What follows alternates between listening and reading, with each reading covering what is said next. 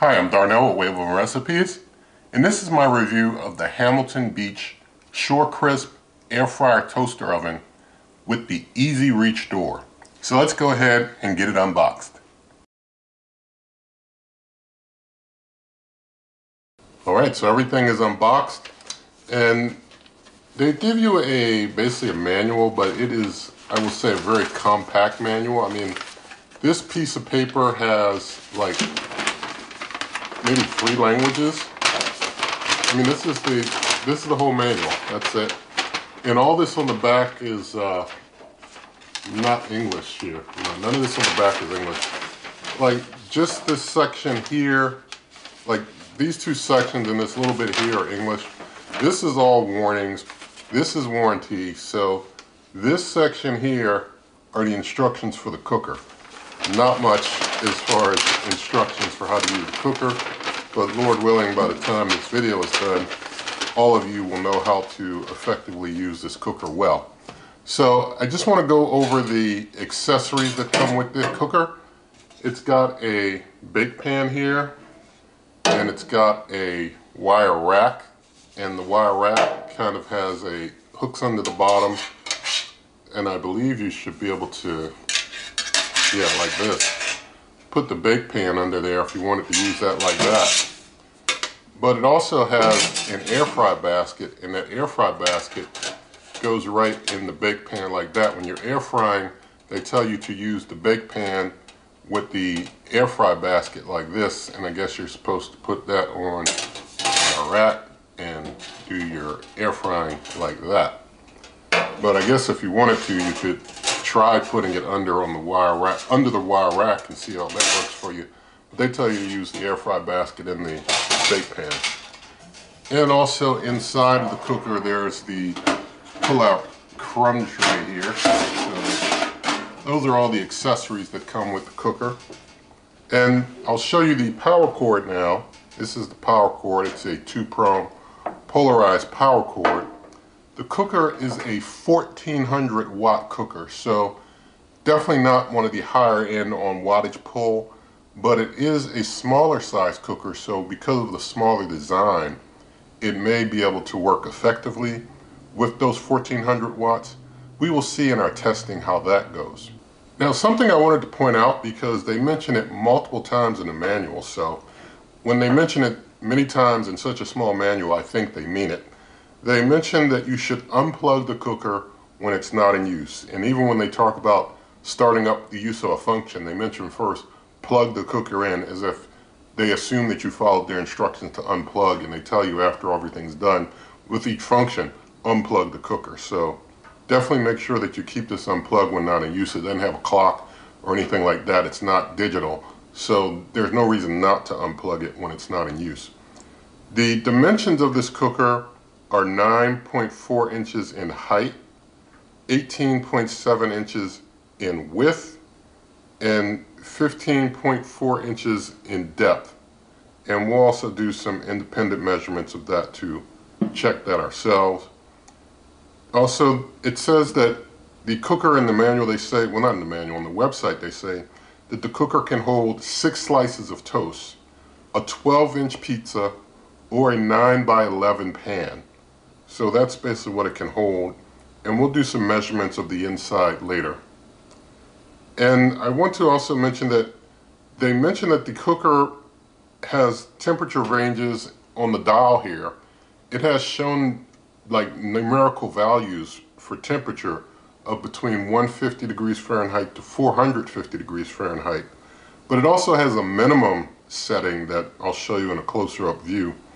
And what that minimum setting is set to, I don't know, but it's lower than 150 degrees Fahrenheit, something below 150. The timer can go for up to 30 minutes, and it has a stay on setting where you can just have it just stay on. And if you use the timer, the countdown timer, it has an auto shut off. So that's something to keep in mind there. Now to give you a look around the cooker. You can see on the side you got some vents down bottom there. On the other side as well, some vents down bottom there. On the back here, there's a little bit of a hump in the back, and there's some vent back here there. So that's how things look basically all around the cooker. So here's a close-up view of the cooker, and here we have the temperature dial that shows the temperature ranges of 150 to 450. You've got a function knob where you can do like your air fried, toast, broil, bake. We'll go through those in detail later. Then you have a timer, and it's got like the toast time as well as the cooking time, goes up 30 minutes. It's got the stay on setting here. We'll go into, well actually stay on's around the other way. So stay on's there, but we'll talk about that later. And you hear it does some dinging there. And you got this nice easy reach door that kind of goes back like that. And the cooker has two rack levels there, just a low one and a high one. The high rack level is for baking, broiling, and toasting. The low level is for air frying, baking, and broiling of large pieces of meat. And you, as I said, put the air fry basket in the bake pan when you want to do air frying to catch drippings. Now let's go on inside. And inside here, we see over on the left side, there's nothing there. In the back, you've got your hump. Over here on the right side, you see some air exhaust there. I don't see any like heating element inside of there, so it's probably just some fan action in there. You've got two heating elements on the bottom. Up top, I see two heating elements up top as well, so you got two on the top, two on the bottom. I don't see any light. I don't see where the ambient probe is, so that's probably somewhere inside the casing. But that's basically a look inside of the cooker. Alright, so we've got the Hamilton Beach next to the Gourmia French door air fry oven. And I'm going to do some measurements of the two cookers just so that you get an idea of the differences in sizes. So let's say I go across the top here of the Gourmia, I got 17 inches. If I go across the top of the Hamilton Beach, I've got about 17 and a half there. If I go front to back, and there's not really much of a hump, but I'm going to go all the way to the handle on the Gourmia. I've got 15 inches there. If I use the hump in the Hamilton Beach and I go to the handle, I've got just nearly 15 inches there. Now if I do height, we definitely got a noticeable difference in height. The Gourmia's got 11 inches. The Hamilton Beach goes up to maybe 9.5 inches there. Well, let's open up the Gourmia French door air fry oven here. And we're going to do a front to back of the Gourmia. And front to back in the Gourmia, we get just about, it's like just under 13 inches there. Front to back in the Hamilton Beach, going to include all of its hump there. We've got 12 inches. That's a solid 12 inches there. Now, if we go, let's say, side to side, inside the Gourmia, we've got like 12 inches there, maybe 12 and a quarter. Now we do the same for the Hamilton Beach. We've got just under 13 inches. I might even be 12 and 3/4 there. Now if we do the height inside of the Gourmia, we've got maybe 8 and 3/4 there. We do the Hamilton Beach, kind of tough because of how this door is set, but it looks like about 7.5 to 7 3/4 inches in height there. So just giving you an idea of some differences there. Now I do want to just real quick, I've got a 13-inch bake pan with no handles. You can't get it in the Gourmia, you can't get it into the Hamilton Beach there, but I also have it's like an 11 by 7 pan, but with the handles it goes out to 13, but sometimes you can move things around to fit. So to get it in the Gourmia, if I kind of catacorn it there, just kind of diagonal, I can get it in the Gourmia kind of sideways like that. Now I'm using the Hamilton Beach, I can kind of sideways it. Let's see. I mean, it's like I'm closing the door. It's kind of touching the glass. I mean, that's kind of, you know, kind of tight, but you can get it in there. So now we've got the Hamilton Beach next to the Ninja Foodi XL Pro air fry oven. As you can see, the Ninja Foodi basically dwarfs the Hamilton Beach. We'll do some measurements anyway just to give you an idea, but the Ninja Foodi is just way larger. I won't even do the bake pan test because we know the bake pans can fit well in the Ninja Foodi. They can't fit well in the Hamilton Beach, although that smaller one you can kind of diagonally get it in there. But the Ninja Foodi is just able to hold a lot more. And if you want to see the full review of it, that's also here on this channel, and do all the good stuff with it. But just going across, let's go across the top. I'm going to close the door real quick and go across the top of the Ninja Foodi.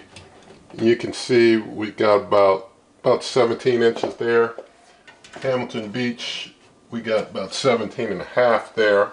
Front to back with the hump on the Ninja Foodi, we've got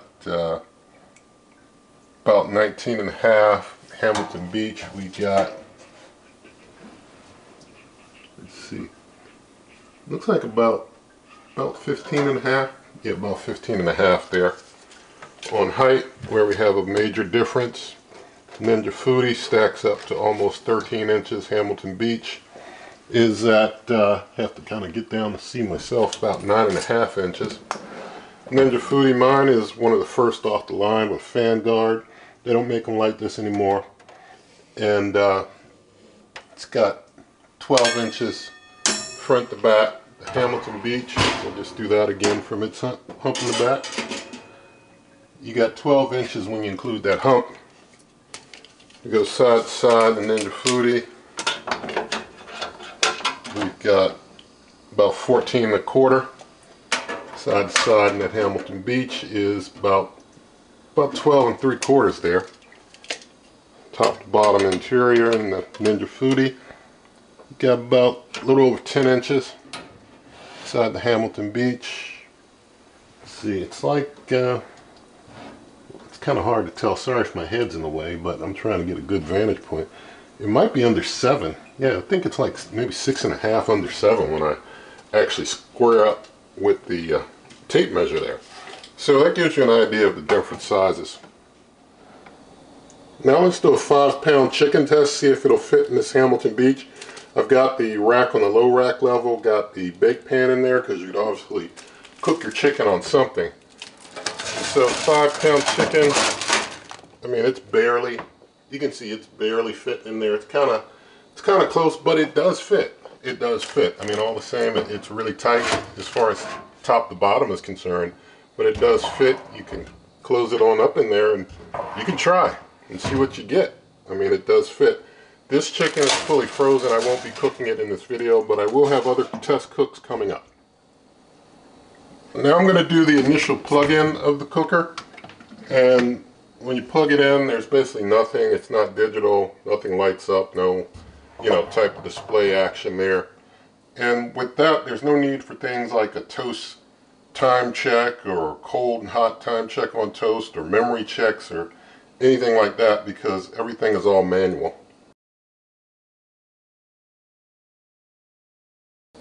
Now I've got the iGrill 2 temperature probe in here, and I've got things on the high rack level, and I'm going to do a temperature test here. So I'm just closing things up all the way, and I'm going to turn temperature down to 450. For the function, I'm going to leave it on air fry, so we'll have air fry 450. And for time, I'm just going to spin the time knob all the way to 30 minutes. And so we'll basically let things heat up. And if you need to do a preheat or something like that, you basically have to do that separate. If you want to do a preheat, just, you know, add some time or something. But we're just going to let it run for a while and see what we get as far as temperatures. Since we got it set at 450, things should max out. Alright, so things have just flipped over 450 as far as the temp. It's at like 458 now. Now it's at 465. It's flying. And it didn't take very long for it to get to this 450 and above, so 1400 watts, and it's at 477 right now on that temperature probe. It's still going up. It has not yet started to regulate itself down. It's at 490. It's rolling. This thing is rolling. Let's see if it keeps going. 495. It's like a runaway train. 500. It has crossed it. Well, it's hit 500. This thing is just going along quick. Let's see if it'll come down a little now. 511 degrees. This temperature probe is decently calibrated, and we're at 511 inside of there. And so it's hot in there. The door hot. The top is hot. I don't want to touch it. The side is hot. I don't want to keep my hand there. Over on this side is actually cool. Over on this side, I could keep my hand there probably all day. On the back, let's see, yeah, the back is hot. Down bottom here, I can keep my hand down bottom here. I'm not feeling any discomfort down there.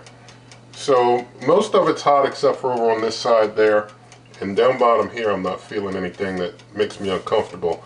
Although you do want to put this on a heat-resistant surface, you know, a countertop that isn't like just made of total wood or something. I wouldn't put any cooker on something that's not heat resistant. It's just not safe. But this thing's at 518 degrees Fahrenheit now, and I guess I'll just let it keep going for a little while longer. We'll see what happens. Now I just heard something click. It's still at 518, but I'm thinking it may have just realized, hey, I need to let the temp come down a little bit. I need to come off the gas a little. But it's at 518. I'm thinking it might start dropping from here. We'll see.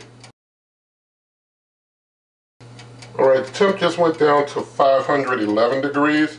So it is definitely regulating itself down just a touch. But it hadn't come down much.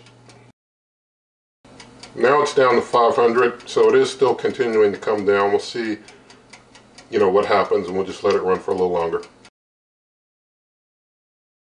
Alright, things went down to 481 for a moment, like a quick moment, and now it's shot back up to 490, and I heard a click between when it hit 481 and shot up to 490. So I think that internally it's thinking, well, I'm at 450 when it was like, you know, way above 450. So it looks like this is going to hold, but I'm just going to let it go for like maybe one more minute. Alright, so now the temperature is at 481. So, and now it's at 477. This is an interesting teeter now.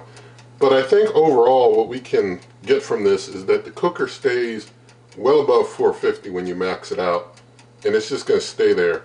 And like with preheating, like I said, you just got to like add another 5 minutes to your cooking time and then put your food on in there. Doesn't seem like you're going to get any pause action at all. You know, you can open the door. It's not going to pause or stop that timer. It's just going to keep rolling because it's all manual. So add some minutes for your preheat if you need to preheat. And other than that, you just kind of recognize that it's going to run hotter than you may expect. I do want to point out, if you want to stop things early, no matter what stage it's on, you need to turn the dial to off. That basically is how you stop the cooker.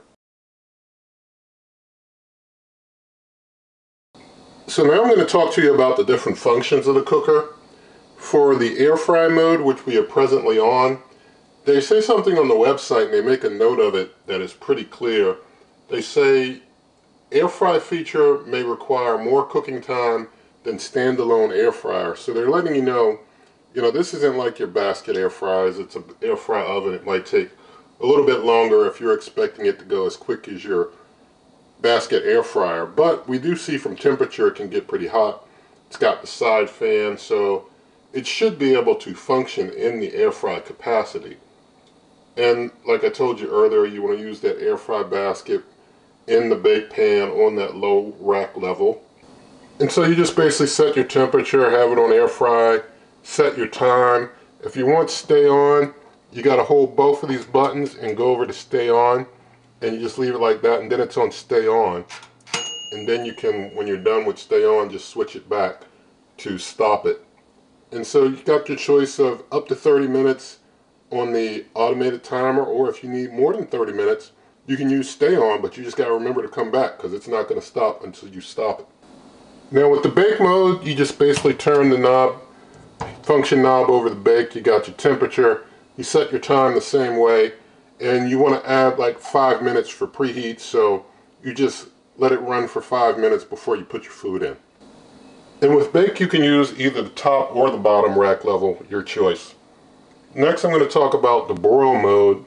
You just put the knob over there onto broil. And you can use the top or the bottom rack position with broil, up to you.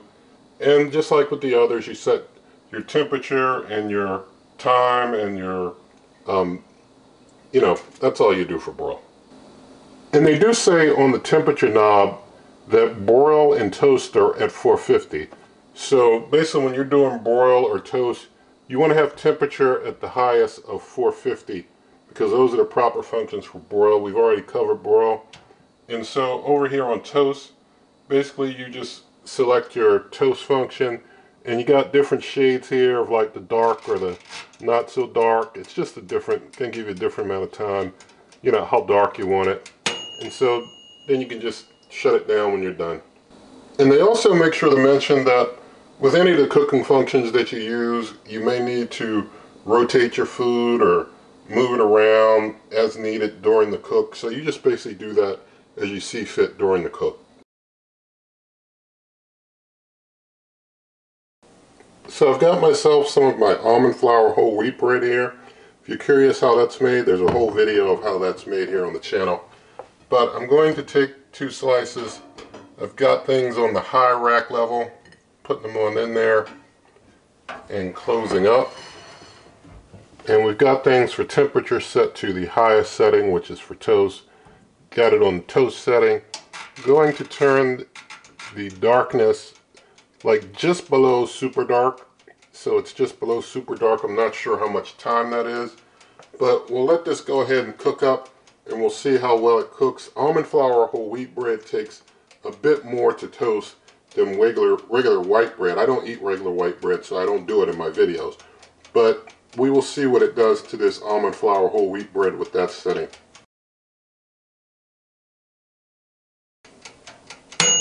Alright, so toast is done. Let's see what the cooker did to it here. We see got a little toasting kind of in the middle-ish area there. So you see this slice here, the back, you see how it looks on the back. Show you the other one here. See how that looks. See how the back there looks. So it is able to make some toast. I wouldn't say it's, I guess, the most evenly cooked toast, but all the same, it can do toasting. So I'm putting together some almond flour dark chocolate chip cookies here. Got the recipe flashed on the screen for you. And while I'm getting the wet and the dry ingredients together, I'm going to start preheating the cooker to 350.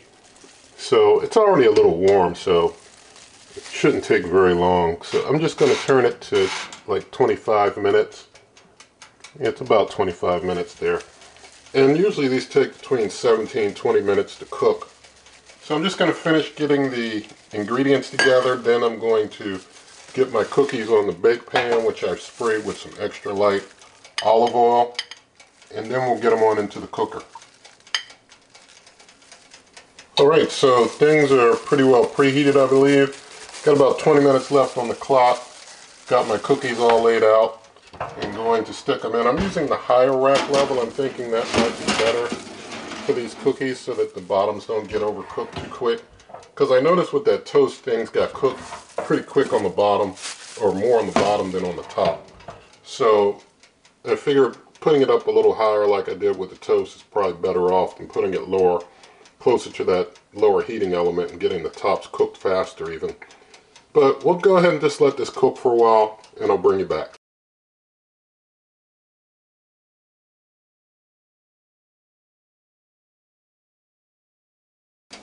Alright, I'm going to go ahead and just do some feeling around of things, see if things might be all good.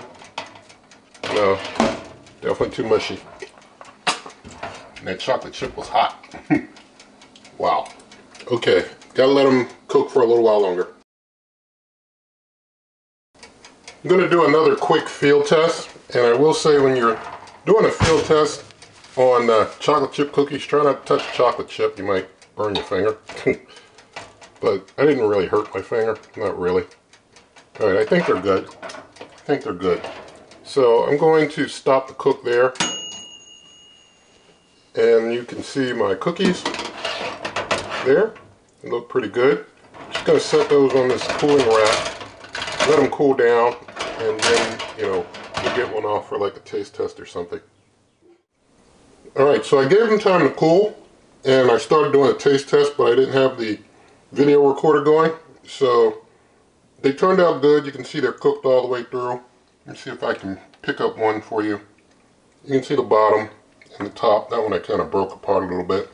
But they turned out good, cooked all the way through. It does a decent job baking. Alright, so I've got myself about 7 frozen chicken tenderloins here and some lemon pepper seasoning as well.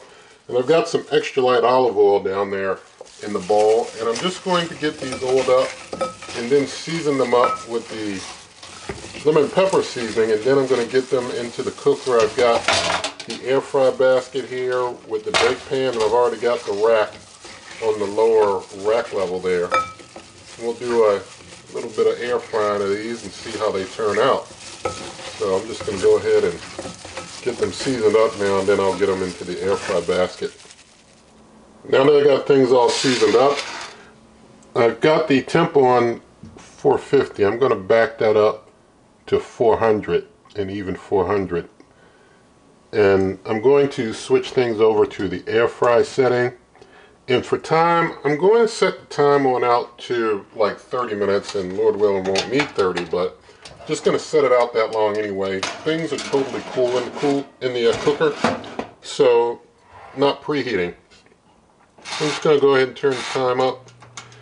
Just let it cook, and also hoping that the extra light olive oil doesn't cause any smoke. It does have a high smoke point, but with this cooker going even over, you never know, but we shall see.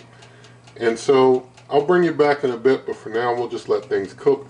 Since there's no type of pause, I really don't like going into cookers that don't have a pause type of a feature when you're using something like an air fry, even though you are supposed to flip and such. So I guess I may have to try and get in there anyway to do some flipping later on, but I'll bring you back later. So things have been cooking for about 10 minutes. And it looks like the bottoms are cooking faster than the tops. So I'm going to try and get in here and flip things over now. So there's no dedicated type of pause. You just have to kind of go in and do your thing while the cook continues. Now actually the underside is not cooked very much either. It just looked like maybe the underside was cooking faster. But it's not. It's just the edges that are cooking faster, which makes sense. So I'm just going to get the ones up front here flipped over and put everything back and let things continue to cook. But after 10 minutes, it seems things are moving right along okay. See if I can get this last one. See, it kind of got finally there. Alright, now we're good. Alright, so going to close on up again. Let things continue to cook. That easy open door does make things easy. I'm going to push this one back a little more. Alright, I'll bring you back. So I've let things go for about 20 minutes, and going to check and see if maybe things are done now. In a lot of cookers, they would be done in about 20 minutes, so we'll see if it falls in line with some of the others that would cook these in about the same amount of time. Yeah, it's interesting in the back. It's like not interesting. The back doesn't seem to cook a lot faster than the front. It seems to, I guess, cook things overall about the same. That's pretty interesting. So I guess we will need another 5 minutes or so. I'm going to give it another 5, and I am confident with that it'll be done. I'm not going to check their temperature again, but I'm going to let things get right up to the toast. And as soon as it gets up to the toast, I'm going to go ahead and pull things in. I'm sure everything will be well more than done by then. So things have gone for 25 minutes now. I'm pretty confident that things are all done. Had no smoke issues, thankfully. Everything's just cooked away. So I'm going to go ahead and stop it with that. And so I'll just go ahead and start getting all these out. You can see that one there, and you can see the other side. Looks like they did pretty well on the air fry. Got some nicely air fried grilled chicken tenderloins straight from frozen.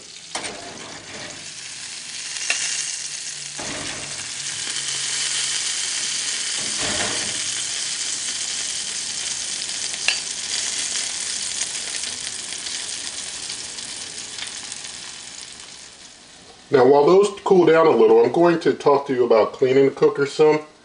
Basically with cleaning, you want to hand wash everything. They don't give any mention of using the dishwasher at all in the manual, but hand washing. And only use a plastic scouring pad if necessary. So you want to take like a wet soapy cloth, wash all over the inside, outside, and then take like a wet one and just kind of wipe off the excess soap and such. And wash the accessories by hand is what they recommend too. I will say, these air fry baskets, personally, I put them in the top rack of the dishwasher, and usually they turn out okay.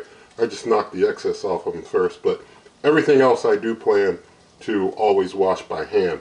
So that's how you do the cleaning of the cooker. And they do, of course, mention that you should unplug the cooker. Now that I'm done, I'm going to unplug the cooker. So always unplug when you're done. So thank God for some cooked chicken tenderloins from frozen. Well, that one just kind of came apart there. But let's do a taste.